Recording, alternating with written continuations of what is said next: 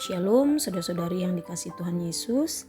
Renungan kita terdapat dalam kitab Matius pasal yang ke-18 ayat yang pertama sampai yang ke-17 dengan tema bertobatlah dengan sungguh agar tidak menjadi penyesat.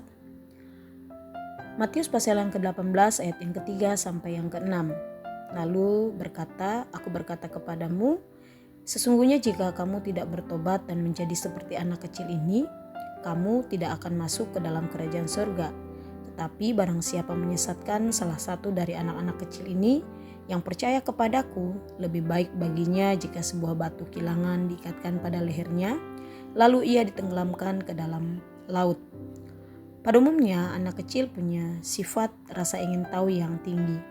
Untuk bertanya kenapa, aktif dan energik, memiliki energi berlimpah dan suka bergerak, jujur dan spontan, mengungkapkan perasaan secara langsung, apa adanya, dan yang terakhir pemberani, artinya tidak kenal takut.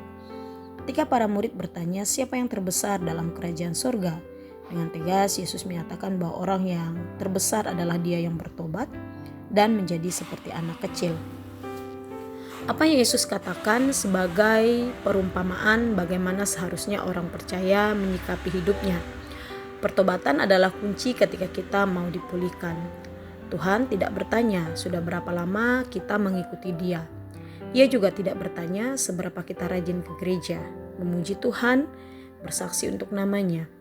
Semua itu akan percuma karena tidak ada pertobatan sebagai bentuk pengakuan atas semua dosa dan pelanggaran dan menjadikan Yesus satu-satunya sebagai Tuhan dan Juru Selamat dalam hidup kita secara pribadi. Selain bertobat, maka kita harus menjadi seperti anak kecil. Apa maksudnya? Bukan berubah seperti anak kecil, melainkan sikap kita, punya rasa ingin tahu yang tinggi tentang Tuhan melalui firman dan pengajaran-pengajaran yang benar, aktif berusaha untuk membangun persekutuan dengan Tuhan karena sadar kita perlu Tuhan dalam hidup ini, jujur dan spontan, berani untuk jujur dan spontan untuk memberitakan Injil tanpa takut dihakimi, dan pemberani menyatakan iman kita kepada Yesus Kristus. Hal ini sikap yang Yesus inginkan bagi kita sebagai orang percaya. Tidak cukup sampai di situ. Penyesatan adalah hal yang paling ditentang Yesus. Yesus mengecam mereka yang jika kedapatan menyesatkan anak-anak, hidupnya tidak ada faedahnya selain diikat lehernya dengan batu kilangan dan dilempar ke laut.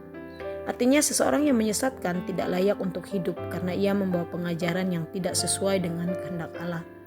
Saudara-saudara yang dikasihi Tuhan Yesus, pertobatan seseorang adalah yang Yesus harapkan untuk kita mengerti maksud dan rencana Allah atas hidup orang-orang yang percaya. Tidak sebatas tahu tentang Dia, tetapi mengenal Dia dan menjadikan firman sebagai pedoman hidup, dan pastinya ada penundukan diri agar tidak sombong atau angkuh yang pada akhirnya menyesatkan orang dengan pengajaran yang salah. Mari kita tetap menjadi pribadi yang aktif, rasa ingin tahu tentang Allah, hidup jujur dan berani. Demikian renungan firman Tuhan saat ini. Tuhan Yesus memberkati. Shalom.